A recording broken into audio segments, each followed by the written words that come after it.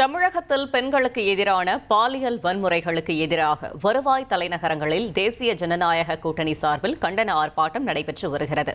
சென்னையில் நடைபெற்று வரும் ஆர்ப்பாட்டத்தில் அதிமுக பொதுச் செயலாளர் எடப்பாடி பழனிசாமி பங்கேற்று பேசி வருகிறார். அந்த காட்சிகளை பார்க்கலாம். திராவிட முன்னேற்ற கழகம் ஆட்சி பொறுப்பேற்று 5 ஆண்டு காலம் ஆகிவிட்டது. இந்த 5 ஆண்டு காலத்திலே தமிழக மக்கள் பட்ட துன்பங்கள் ஏராளம். இன்றைக்கு ஒவ்வொரு நாளும் மக்கள் படுகின்ற துன்பம், இந்த ஆட்சியாளர் அதை பற்றி கவலைப்படாமல்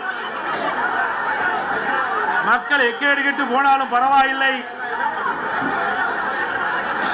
தன் குடும்பம் மட்டும் செழித்து வளர்ந்தால் போதும் என்ற நிலையிலே இருக்கின்ற முதலமைச்சர் இன்றைக்கு இந்த நாட்டை ஆண்டு கொண்டிருந்தார். இன்றைக்கு மக்களுக்கு விடுவி காலம் பிறக்கின்ற காலம் வந்துவிட்டது. திராவிட முன்னேற்ற கழகம் எப்பொழுது ஆட்சியிலே அமர்ந்ததோ அன்று முதல் இன்று வரை எங்கே பார்த்தாலும் கஞ்சா விற்பனை, போதைப் பொருள் விற்பனை, கள்ளச்சாராய விற்பனை, இப்படி தமிழகம் முழுவதும் சர்வசாதாரணமாக கிராமத்தில் இருந்து நகரம் வரை போதை நடமாட்டம் அதிகரித்து விட்டது. போதைப் பொருள் விற்பனை ஜரூராக தமிழகத்திலே நடந்து கொண்டிருக்கிறது. இதை பற்றியெல்லாம் கவலைப்படாத முதலமைச்சர், பொம்மை முதலமைச்சர், திராணியற்ற முதலமைச்சர், திறமையற்ற முதலமைச்சர் திரு ஸ்டாலின் அவர்கள் இன்றைய தினம் நம்முடைய குழந்தைகளை சிறப்பான கல்வி கிடைக்க வேண்டும் என்ற அடிப்படையிலே பள்ளிக்கு அனுப்புகிறோம், கல்வியிலே படிக்க வைக்கின்றோம். அவருடைய எதிர்காலம் சிறக்க வேண்டும் என்ற அடிப்படையிலே எவ்வளவு கஷ்டத்துக்கு இடையிலும் நாம் பெற்ற பிள்ளை எதிர்காலத்திலே சிறப்பாக வாழ வேண்டும் என்ற அடிப்படையிலே நாம் பள்ளிக்கும் கல்லூரிக்கும் அனுப்பி வைக்கின்றோம். ஆனால் இன்றைய ஆட்சியாருடைய கொடுமையால் அந்த பள்ளி மாணவர்கள் கல்லூரிகள் அருகிலே கஞ்சா விற்பனையால் இன்றைக்கு அந்த மாணவர்கள் அதற்கு அடிமையாகி அவள் சீரழியக்கூடிய காட்சி தமிழகத்திலே பார்க்கப்படுகிறது. இன்றைக்கு பத்திரிகையில் ஊடகங்கள் வருகின்ற பெரும்பாலான செய்தி, இன்றைக்கு மாணவர்கள், இளைஞர்கள், பொதுமக்கள் போதைப் பொருளுக்கு அடிமையாகி சீரழியக்கூடிய காட்சியை அவ்வப்போது தொலைக்காட்சியிலும் பத்திரிகையிலும் பார்க்கக்கூடிய அவலங்களை கடந்த திராவிட முன்னேற்ற கழக ஆட்சியிலே பார்க்கப்படுகிறது. நெஞ்சையே பதற வைக்கின்ற சம்பவம் ஒன்று நடந்தது. திருநெல்வேலியிலே 9ஆம் வகுப்பு படிக்கின்ற மாணவிகள் பள்ளியிலே மது அருந்தக்கூடிய காட்சி எவ்வளவு வேதனையாக ஒரு சம்பவம் என்பதை நாம் எண்ணி பார்க்க வேண்டும். நம்முடைய குழந்தையுடைய எதிர்காலத்திற்காக பள்ளிக்கு அனுமதிக்கின்றோம். ஆனால் விடியா திமுக ஆட்சியிலே படிக்கிற காலத்திலே பள்ளியிலே மாணவிகள் மது அருந்துகின்ற காட்சி பத்திரிகையில் ஊடகத்தில் வருகின்றது. ஒரு வேதனையான சம்பவம். அதை பற்றியெல்லாம் இந்த அப்பா ஸ்டாலின் கவலைப்படுவதாக தெரியவில்லை. இன்றைக்கு தமிழகத்தில் உளவுத்துறை இருக்கின்றதா என்று மக்கள் கேட்கின்ற நிலைக்கு உளவுத்துறையுடைய செயல்பாடு செயலிழந்து இருக்கின்றது. இப்படிப்பட்ட சம்பவங்கள் நடைபெறுகின்ற பொழுது, போதைப் பொருள் விற்பனை அதிகரிக்கின்ற பொழுது அரசுக்கு உரிய முறையிலே தெரிவித்து அந்த உளவுத்துறை செயல்பட்டு இருக்க வேண்டும். ஆனால் தமிழகத்தில் இருக்கின்ற உளவுத்துறை திரு கருணாநிதி குடும்பத்திற்கு, ஸ்டாலின் குடும்பத்திற்கு ஏவல் செய்கின்ற உளவுத்துறையாகத்தான் பார்க்கப்படுகிறது. இன்றைக்கு போதை ஆசாமிகள் அவர்களை பிடிக்க செல்கின்ற காவலர்களை கண்மூடித்தனமாக தாக்கின்றார்கள். காவலருக்கே இந்த ஆட்சியில் பாதுகாப்பு இல்லாத ஒரு சூழ்நிலை விடியா திமுக ஆட்சியில் தான் பார்க்கப்படுகிறது. சில இடத்திலே அந்த போதை ஆசாமிகளால் கைது செய்ய முற்படுகின்ற பொழுது கத்தி காட்டி காவலர்களை மிரட்டுகின்ற காட்சி நாம் பத்திரிகையிலும் ஊடகத்திலும் பார்க்கக்கூடிய அவலங்களை தமிழகத்தில் இன்றைக்கு நிலவிக் கொண்டிருக்கின்றது.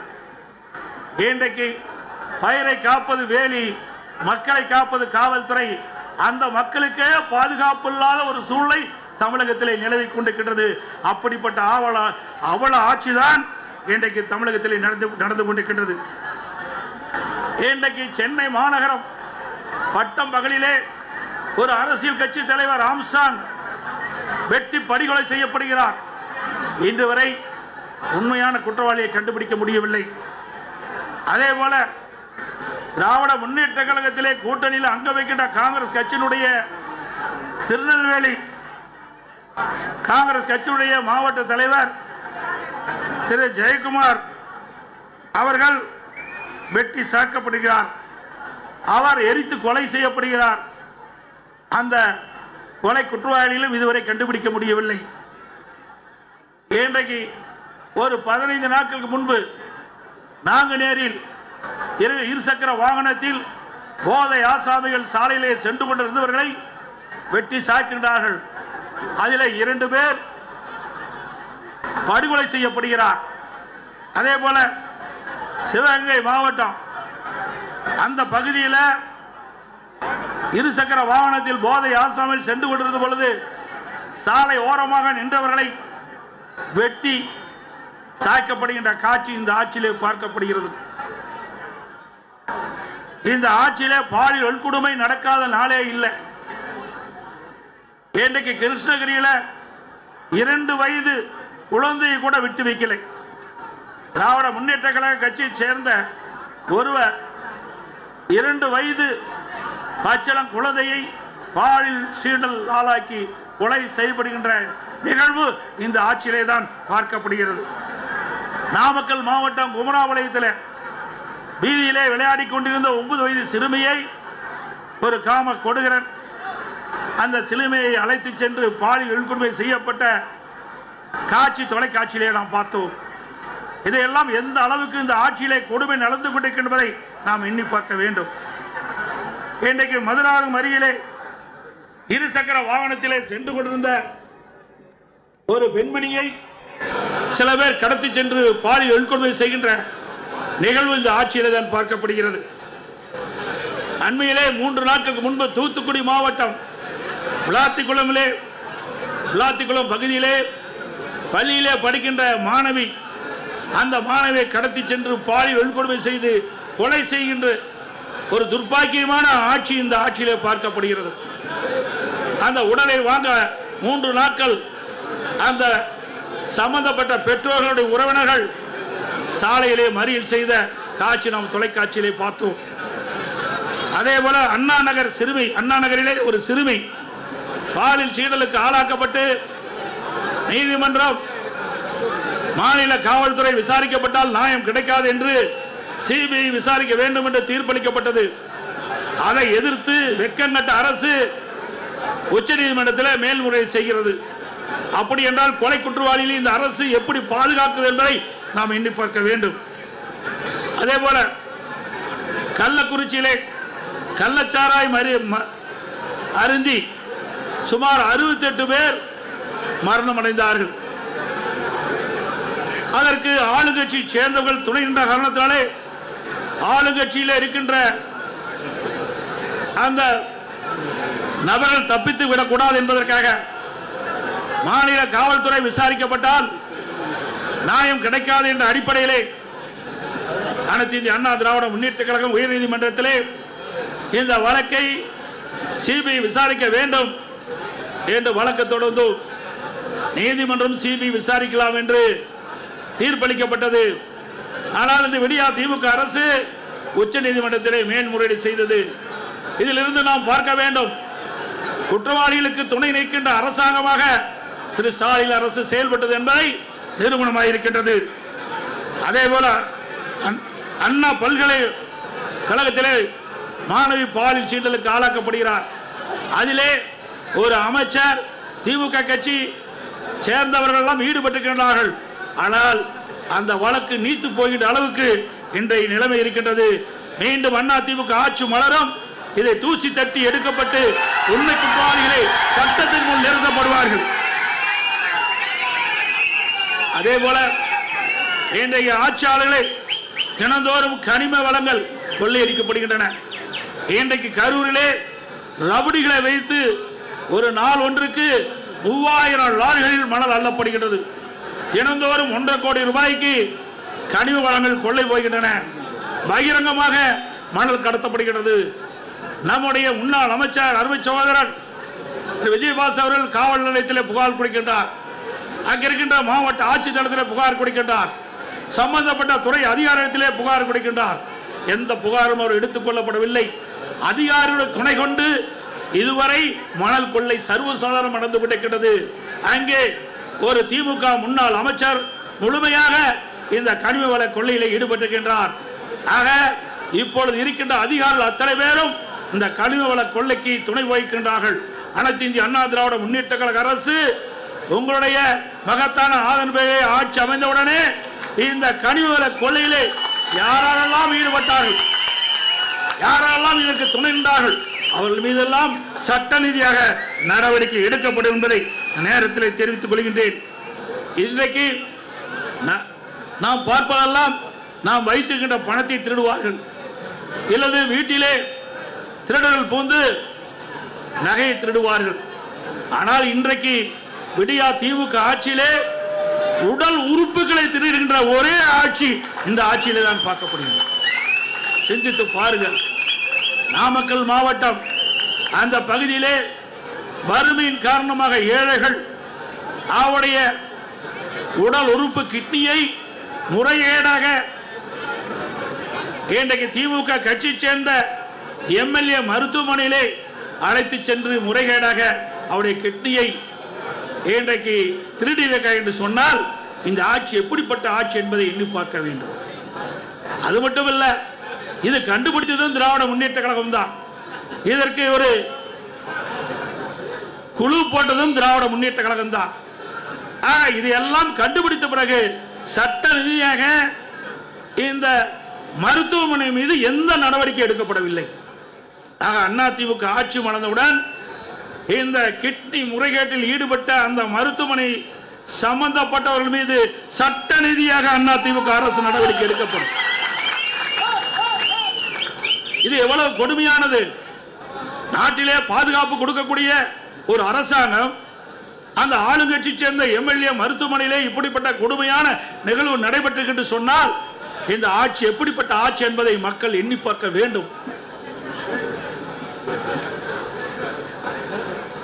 இன்றைய தினம்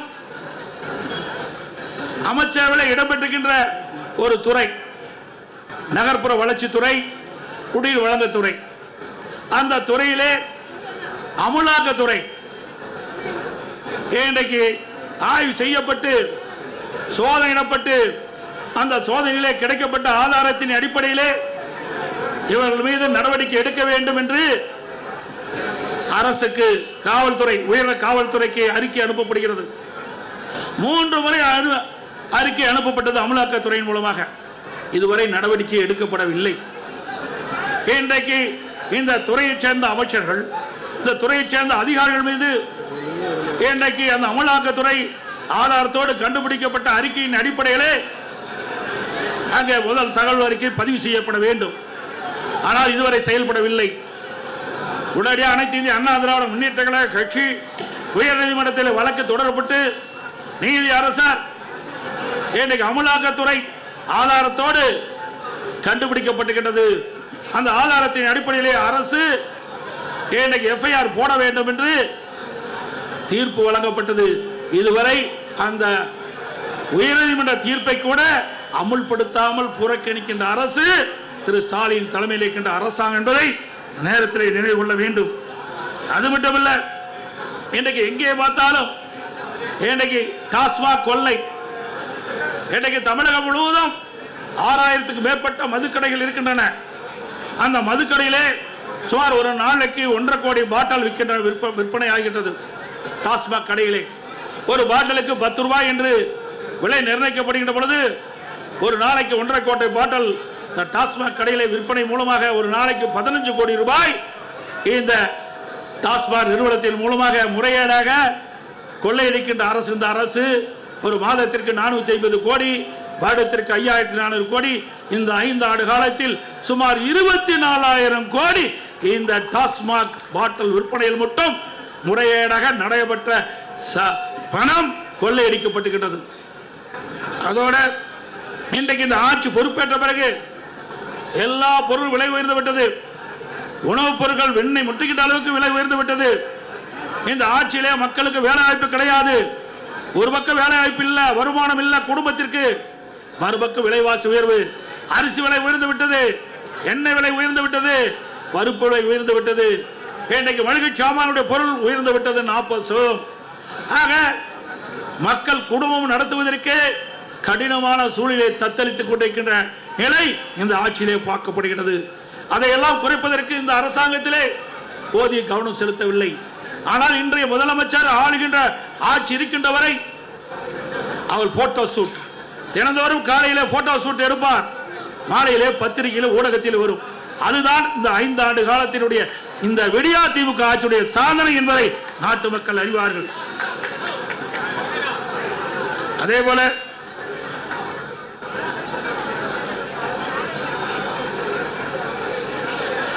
இந்த ஆட்சி பொறுப்பேற்ற பிறகு மின் கட்டணம் பல மடங்கு உயர்ந்து விட்டது.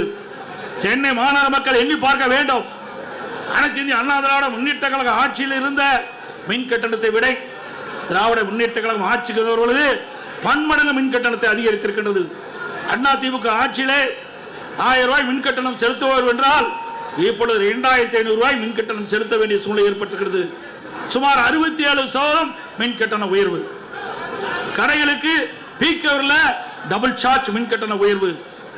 ஆண்டுக்கு 5% மின் கட்டண உயர்வு என்று அறிவிக்கப்பட்டு இந்த அரசு மக்களை வாட்டி வதைக்கின்றது.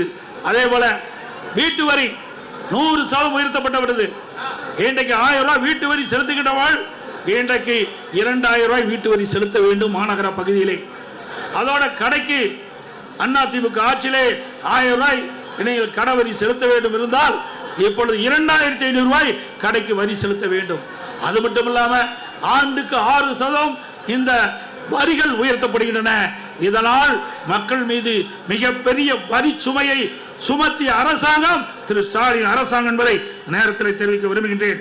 அதே போல கட்டிடம் கட்டுகின்ற அனுமதி கிட்டத்தட்ட பன்மடங்கு உயர்த்தப்பட்டுகின்றது, 2 மடங்கு உயர்த்தப்பட்டுகின்றது. 1000 சதுரடி கட்ட வேண்டும் என்று சொன்னால் அண்ணா திமுக ஆட்சியில் இருந்தது விட இப்பொழுது இருக்கின்ற விடியா திமுக ஆட்சியில் பிளான் அப்ரூவ்டுக்கு மாநகராட்சி பகுதியில் 3 மடங்கு அதிக கட்டணம் வசூல் செய்யப்படுகிறது. அதே போல கட்டுமான பொருட்கள் சிந்திக்க வேண்டும், கடுமையாக உயர்ந்து விட்டது. திராவிட முன்னேற்ற கழக தேர்தல் அறிக்கையிலே குறிப்பிட்டிருந்தார்கள், கட்டுமான பொருட்கள் விலை ஏறுகின்ற பொழுது அதை அத்தியாவசிய பட்டியலில் சேர்க்கப்பட்டு விலை கட்டுப்பாட்டுகள் கொண்டு வரப்படும் என்று நான் சட்டமன்றத்திலே இன்றைக்கு அந்த துறையுடைய அமைச்சரை கேட்டேன். நீங்கள் இப்பொழுது கட்டுமான பொருட்கள் விலை உயர்ந்து விட்டது, நீங்கள் கூறியவாறு நீங்கள் அறிவித்தவாறு கட்டுமான பொருட்கள் விலை உயர்கின்ற பொழுது தேர்தல் அறிக்கையிலே குறிப்பிட்டீர்களே அத்தியாவசிய பட்டியலில் இதை சேர்க்க வேண்டும் என்று குறிப்பிட்டேன். பதிலே இல்லை. இன்னைக்கு சிந்தித்து பார்க்க வேண்டும். கட்டுமான பொருட்கள் கட்டுக்கடங்காத விலையாக உயர்ந்து விட்டது. கம்பி டன் 40,000 ரூபாய்க்கு அண்ணா திமுக ஆட்சி இன்னைக்கு 60,000 ரூபாய்க்கு விற்கிறது. சிமெண்ட் ஒரு மூட்டை அண்ணா திமுக ஆட்சியில் 240, இன்னைக்கு 340 ரூபாய். அதுபோல எம்சாண்ட் 3000 ரூபாய்க்கு வித்த எம்சாண்ட் 5500 ரூபாய். ஜல்லி ஒரு யூனிட் 2000 ரூபாய்க்கு வித்தது இன்றைய தினம் 6000 ரூபாய்க்கு விற்கிறது. இப்படி பன்மடங்கு கட்டுமான பொருட்களுடைய விலை உயர்ந்தனால கட்டுமான தொழில் கடுமையாக பாதிக்கப்பட்டது. லட்சக்கணக்கான தொழிலாளர்கள் பாதிக்கப்பட்டார்கள். இன்றைக்கு வீடு கட்டுகின்றவர்கள் மிகுந்த வேதனைக்கு உட்பட்ட நிலை இன்றைக்கு உருவாக்குகிறது. அது மட்டுமல்ல, ஸ்டாலின் எப்பொழுது பார்த்தாலும் சொல்லுகிறார் இந்தியாவிலேயே முதல் மாநிலம் தமிழ்நாடு என்று சொல்லுகிறார். எதில் முதல் மாநிலம்? கடன் வாங்குவதிலே முதல் மாநிலம் தமிழ்நாடு. அத்தனை பேரும் கடன்காரனா ஆக்குனது திமுக ஆட்சியில மறந்துவிடக் கூடாது. இந்த கடனையெல்லாம் நாம் தாம் அடைக்க வேண்டிய சூழ்நிலைக்கு தள்ளப்பட்டிருக்கும் என்பதையும் எண்ணி பார்க்க வேண்டும். அதோடு இன்றைக்கு திராவிட முன்னேற்ற கழக ஆட்சி அமைந்த பிறகு 2026 மொத்த கொலைகள் 110 கொலைகள் இந்த ஆண்டு மட்டும் நடந்திருக்குது. பிப்ரவரி 2026 மொத்த கொலைகள் எண்ணிக்கை 84, மார்ச் 17 எண்ணிக்கை 52. கடந்த 75 நாட்கள்ல நடந்த மொத்த கொலை எண்ணிக்கை 246 கொலைகள் நடக்குது. கொலைகள் நடக்காத நாளே இல்லை. இந்த ஆட்சி பொறுப்பேற்றிருந்து மக்களுக்கு பாதுகாப்பு இல்லை, இன்றைக்கு சிறுமிகளுக்கு பாதுகாப்பு இல்ல, பெண்களுக்கு பாதுகாப்பு இல்ல, ஒட்டுமொத்த தமிழ்நாட்டு மக்களுக்கே பாதுகாப்பு இல்லாத ஒரு சூழ்நிலை நிறைந்த மாநிலம் தமிழ்நாடு. இன்றைக்கு கடந்த ஒரு வருடத்தில் நடந்த கொலைகள் எண்ணிக்கை மட்டும் 1408. இத அதிகாரிகளை வைத்து இன்றைக்கு பேட்டி கொடுக்கிறாங்க. ஏன் ஆட்சியாளர்கள் பேட்டி கொடுக்க முன் வரல? ஏன்னா அவ்வளவு பிரச்சனை இந்த ஆட்சியில் இருக்கின்ற காரணத்தினால அவர்களால் முன் வந்து இந்த செய்தியை மக்களிடத்திலே தைரியமாக சொல்ல முடியாத ஒரு அவல ஆட்சி திமுக பார்க்கப்படுகிறது என்பது நேரத்தில் தெரிவிக்க விரும்புகின்றேன். அது மட்டுமல்ல, இன்றைக்கு லாக்அப் மரணம் சிந்திச்சு பாருங்க. சிவகங்கை மாவட்டம் கோயில் காவலாளி அஜித்குமார் ஒரு திருட்டு வழக்கில் வேண்டுமென்றே திட்டமிட்டு அவர் மீது வழக்கு பதிவு செய்யப்பட்டு அவர் கஸ்டடியிலே கொலை செய்யப்பட்டுகின்ற நிகழ்வு இந்த ஆட்சியிலே பார்க்கப்படுகிறது. ஆகாஷ் லாக்அப் மாறணும். அவர்களும் இன்றைய நிலையில இந்த ஆட்சியாளர் கொடுமையால இன்றைக்கு அந்த உயிரை நாம் இழந்திருக்கின்றோம். இன்றைக்கு திராவிட முன்னேற்ற கழகம் 2021 சட்டமன்ற பொதுத் தேர்தலில் சுமார் 525 அறிவிப்புகள் வெளியிட்டாங்க. 4% அறிவிப்புகள் கூட 4/1 அறிவிப்பு கூட இதுவரைக்கும் நிறைவேற்றப்படவில்லை. அத்தனையும் பொய். இன்றைக்கு ஸ்டாலின் சட்டமன்றத்திலும் இன்றைக்கு ஊடகத்திலும் அவர் பேசுகின்ற பொழுது, கருத்துக்களை சொல்கின்ற பொழுது, திராவிட முன்னேற்ற கழகம் 98% அறிவிப்புகள் நிறைவேற்றப்பட்டதாக ஒரு பச்சை பொய்யை இன்னைக்கு மக்களிடத்திலே சொல்லிக் கொண்டிருக்கின்றார். அத்தனையும் பொய். மக்கள் புரிந்து கொண்டார்கள். இந்த ஆட்சியை விரட்டி அடிக்க மக்கள் முன் வந்து விட்டார்கள். இன்றைக்கு கொடுக்கப்பட்ட வாக்குறுதியை நிறைவேற்றாத காரணத்தினாலே அரசு ஊழியர்கள் வீதியிலே வந்து போராடக்கூடிய சூழ்நிலைக்கு தள்ளப்பட்டார்கள். அதே போல தூய்மை பணியாளர்கள் எப்படி கொடுமைப்படுத்தினார்கள் இந்த ஆட்சியை என்பது அத்தனை பேருக்கும் தெரியும். ஊடகத்திலும் பத்திரிகையிலும் பார்த்தோம். அப்படி தூய்மை பணியாளர்களையும் கொடுமைப்படுத்திய அரசாங்கம் விடியா திமுக அரசும். அதே போல கொடுக்கப்பட்ட வாக்குறுதியை நிறைவேற்ற வேண்டும் என்று பகுதி நேர ஆசிரியர்கள், சத்துணவு அமைப்பாளர்கள் வீதியிலே வந்து போராடுகின்ற நிலை இந்த ஆட்சியிலே பார்க்கப்பட்டது என்ற செய்தி அந்த நேரத்தில் தெரிவித்து, இன்றைக்கு இவ்வளவு பிரச்சனைக்கு காரணம் சட்ட ஒழுங்கு நிரந்தர டிஜிபி நியமிக்கல. கிட்டத்தட்ட 9 மாத காலமாக நீதிமன்றம் குறிப்பிட்டு கூட இன்னும் தமிழகத்தில் ஒரு நிரந்தர சட்ட ஒழுங்கு டிஜிபியை நியமிக்க முடியாத ஒரு திராணற்ற அரசு விடியா திமுக அரசாங்கம் என்பதை நேரத்தில் தெரிவித்து, இனியாவது பத்திரிகையாளர் ஊடக நண்பர்களும் தகுதியுமா செய்தி போடுங்க. இத்தனை நாள் பயந்து இருக்குது போது.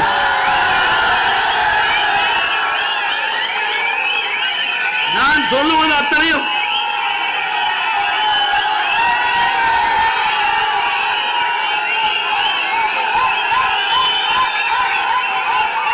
நான் இதுவரைக்கும் சொன்ன செய்திகள் அத்தனையும் பத்திரிகையிலும் ஊடகத்திலும் வந்தவை, நாங்களாக தெரிவித்து சொல்லவில்லை. ஆகவே இந்த உண்மை செய்திகள் எல்லாம் நாட்டு மக்களுக்கு கொண்டு போய் சேர்க்க வேண்டிய கடமை ஊடக நண்பர்களுக்கும் பத்திரிகைகளுக்கும் இருக்கின்ற என்பதை உணர்ந்து நடுநிலையோடு செயல்பட்டு நாட்டு மக்களை பாதுகாப்பதற்கு நீங்கள் அத்தனை பேரும் ஊடக நண்பர்களும் பத்திரிகைகளும் துணை நிற்க வேண்டும் என்று அன்போடு உங்களை கேட்டுக்கொள்கின்றேன்.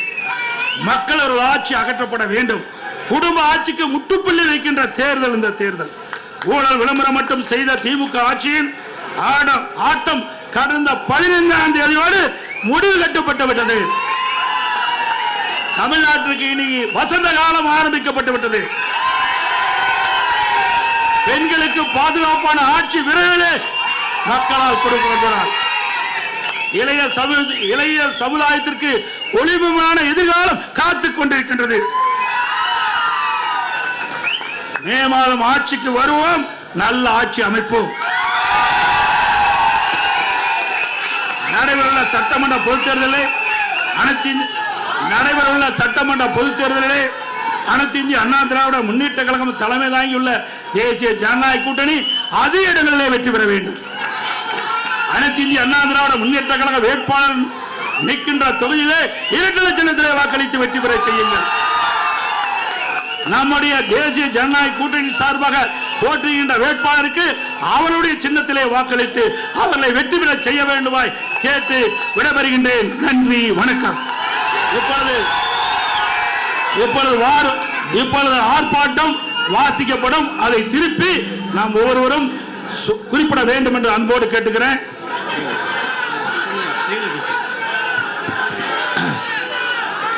கண்டிக்கின்றோம் கண்டிக்கின்றோம் ஸ்டாலின் அரசை கண்டிக்கின்றோம் ஸ்டாலின் அரசை கண்டிக்கின்றோம் விடியா திமுக அரசை கண்டிக்கின்றோம் கண்டிக்கின்றோம் கண்டிக்கின்றோம் கண்டிக்கின்றோம் பொம்மை முதலமைச்சரை கண்டிக்கின்றோம் கண்டிக்கின்றோம் எட்டு திக்கும் போதைப் பொருட்கள் போதைப் பொருட்கள் புழக்கம் புழக்கம் கட்டுப்படுத்த முடியாத நிர்வாக திறனற்ற விடியா திமுக அரசை கண்டிக்கின்றோம் கண்டிக்கின்றோம் பதில் சொல் பதில் சொல் பொம்மை முதலமைச்சரே பொம்மை முதலமைச்சரே பதில் சொல் பதில் சொல் மாஃபியாக்கள் விளையாடும் வேட்டைக்காடு தமிழ்நாடா விளையாடும் வேட்டைக்காடு தமிழ்நாடா போதைப் பொருட்கள் விற்கின்ற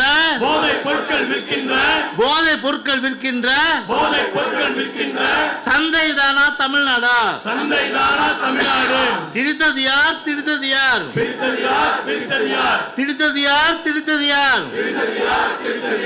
புத்தகம் சுமக்கும் கைகளிலே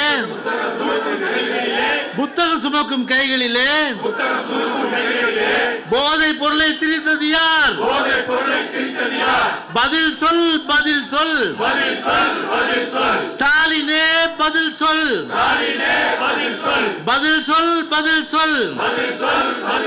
விடியா திமுக அரசு பதில் சொல் எட்டு திக்கும் கஞ்சா வாசம்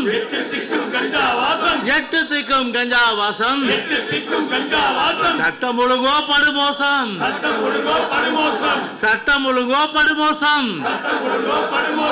மோசம் சட்டம் ஒழுங்கு மக்களின் வாழ்க்கை விடிய ஆட்சியில் நாசம் ஐயோ நாசம் எங்கே போனது ஸ்காட்லாந்து யார்டுக்கு தமிழகத்தில் சட்டம் ஒழுங்கு சீர்கேடை கண்டித்து இபிஎஸ் தலைமையில் என்டிஏ கூட்டணி கட்சிகள் தமிழகம் முழுவதும் ஆர்ப்பாட்டத்தில் ஈடுபட்டு வருகின்றனர். அந்த வகையில் சென்னையில் நடைபெற்று வரக்கூடிய ஆர்ப்பாட்டத்தில் அதிமுக பொதுச் செயலாளர் எடப்பாடி பழனிசாமி கலந்து கொண்டு பேசினார். அதனைத் தொடர்ந்து கண்டன முழக்கங்கள் தற்போது எழுப்பப்பட்டு வருகிறது. அந்த காட்சிகளை நாம் முழுமையாக பார்த்தோம்.